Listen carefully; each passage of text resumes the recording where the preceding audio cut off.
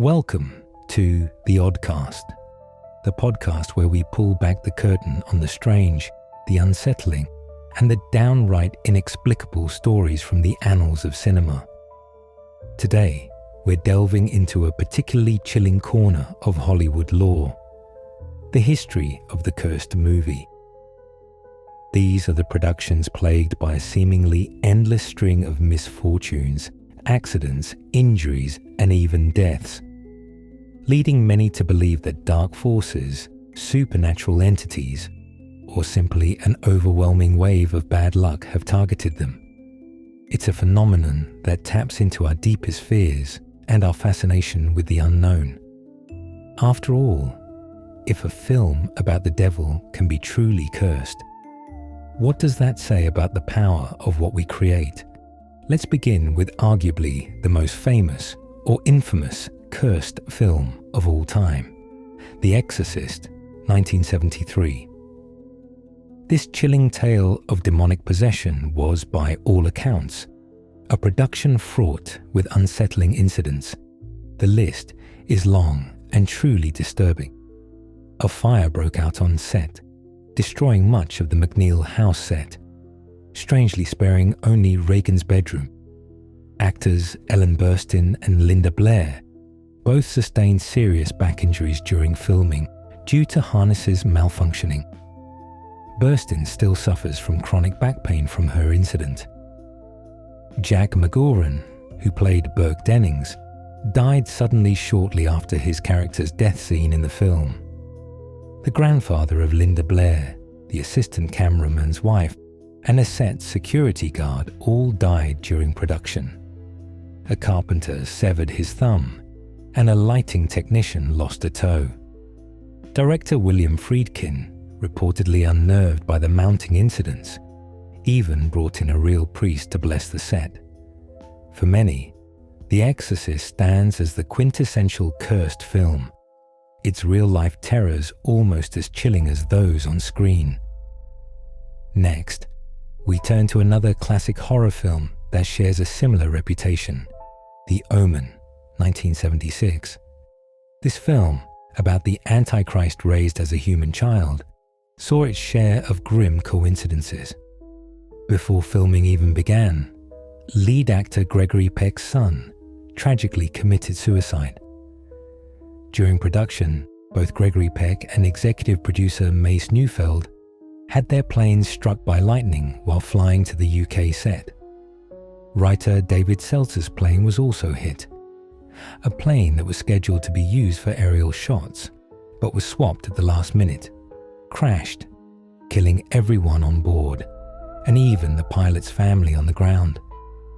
Perhaps the most chilling incident involves special effects designer John Richardson, who, after finishing work on the film, was involved in a car crash in the Netherlands.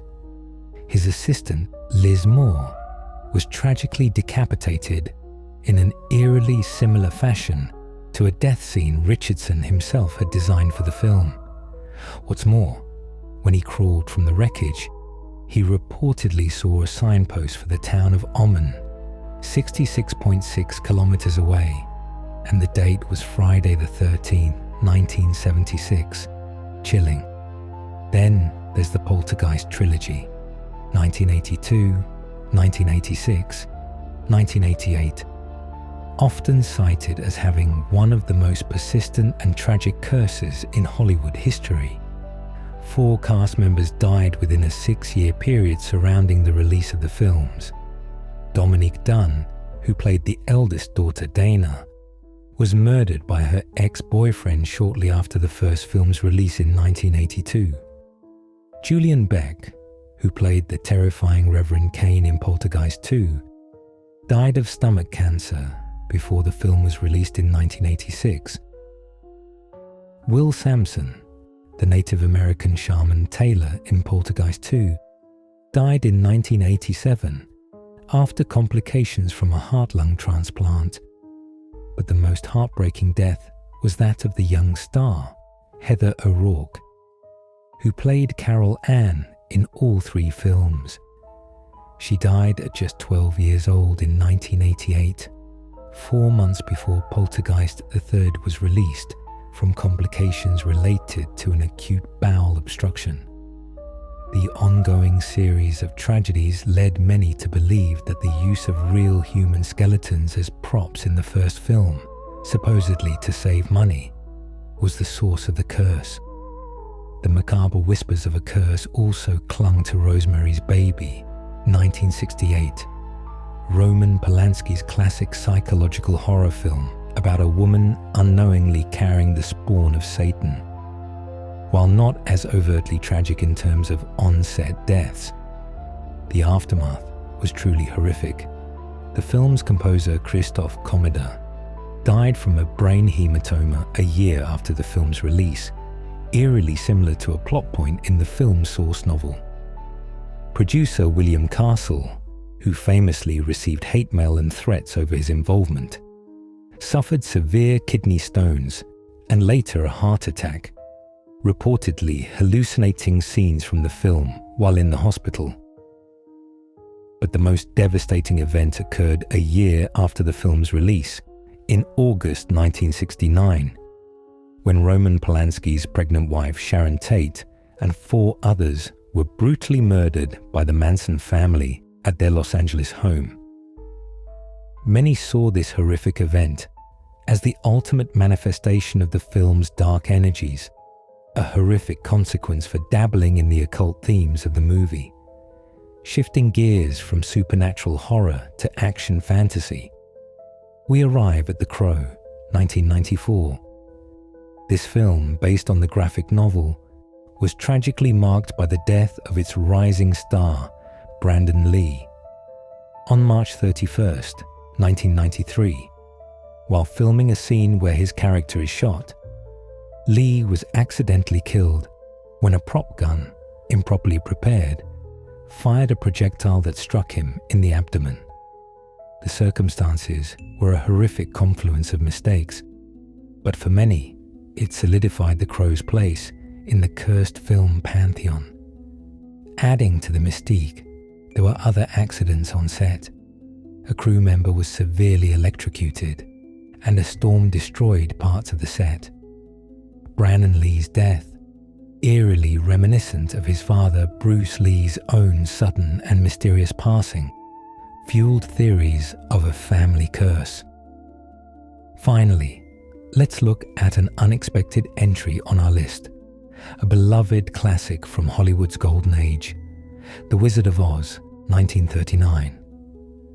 While it might seem a world away from demonic possessions and antichrists, the production of this Technicolor masterpiece was reportedly a nightmare of injuries, recastings, and outright dangerous conditions. The original Tin Man, Buddy Ebsen, suffered a severe allergic reaction to the aluminum dust in his makeup, leading to his hospitalization and replacement by Jack Haley. Margaret Hamilton, the iconic Wicked Witch of the West, suffered severe second and third degree burns when a trapdoor malfunctioned during a scene where she disappears in a puff of smoke. Her stunt double also suffered burns when a prop broom exploded. The jello snow used in one scene contained asbestos, a deadly carcinogen. And then there are the persistent dark rumors surrounding the Munchkin actors, tales of unruly behavior, heavy drinking, and even a grim urban legend of one actor hanging himself on set, a figure supposedly visible in the background of one scene, a claim widely debunked as a large bird in the background. While perhaps not a curse in the supernatural sense, the Wizard of Oz certainly faced a remarkable string of misfortunes. So what are we to make of these cursed films? Are they truly afflicted by malevolent forces? Or are these merely tragic coincidences amplified by the inherent dangers of filmmaking and the human tendency to seek patterns in chaos?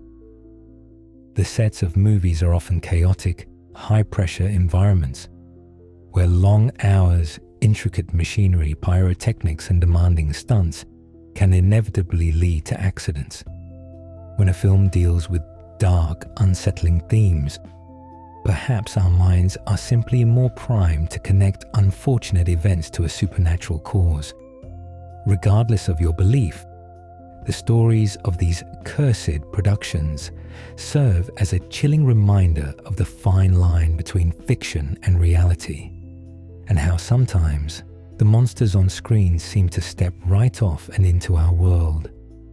Until next time, stay curious.